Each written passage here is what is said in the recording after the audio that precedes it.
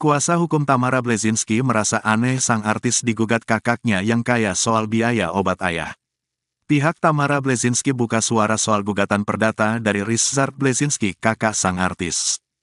Kuasa hukum Tamara Bleszynsky, Johansyah dari kantor Johansyah dan Partners sengaja mendatangi PN Jakarta Selatan untuk menanyakan hal itu. Kedatangan kuasa hukum Tamara Bleszynsky merasa belum dapat pemberitahuan dari Pengadilan Negeri Jakarta Selatan. "Ya, kami datang ke pengadilan hari ini untuk mengecek karena udah rame di berita, gugatan, tapi undangan pemberitahuan atau rilisnya belum datang ke tempat klien kami ke tempatnya Tamara," tutur Johansyah di Pengadilan Negeri Jakarta Selatan, Selasa, tanggal 31 Januari tahun 2023. Lebih lanjut lagi, Johansyah merasa aneh karena Ryszard yang merupakan kakak tertua Tamara, justru menggugat adiknya karena urusan biaya pengobatan ayah mereka.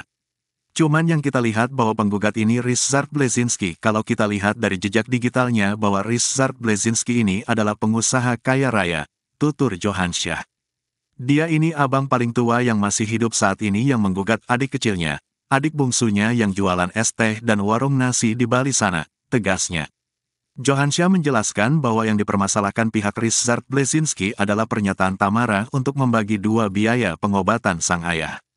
Pernyataan yang keluar di tahun 2001 itu digugat oleh Ryszard karena Tamara dianggap tak sesuai dengan ucapannya.